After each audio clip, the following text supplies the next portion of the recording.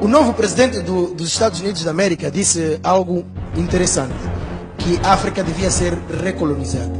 O que acha disso? As pessoas também vão se escandalizar, sabem?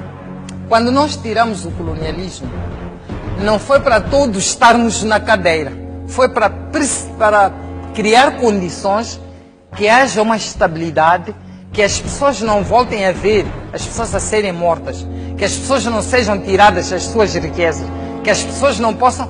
Uma série de coisas que eu, quando abracei a causa, foi nessa perspectiva.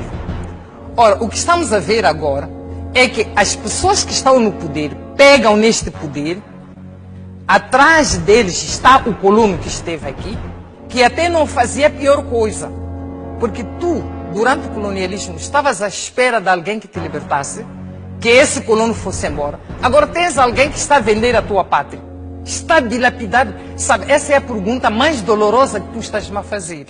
Estão a dilapidar o país, estão a roubar no país, não para o bem-estar social das pessoas. Quando eu disse que não quero o colono para tirar as minhas riquezas, jovem, para tu mandares dinheiro para Portugal, para ir educar um filho em Portugal, tu dançavas, tirar dinheiro aqui para pagares o teu filho em Portugal.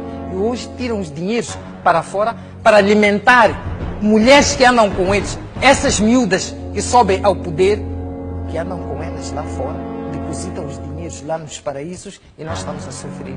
Portanto, o Donald Trump tem razão.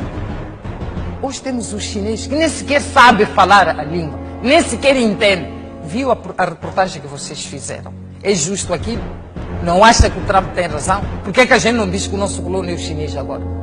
Não é o chinês que queimou com óleo? Já viste o colono queimar com óleo português? Portanto, não faça essas perguntas, porque levanta-nos a dor dos nós que somos idosas. Vamos à próxima pergunta.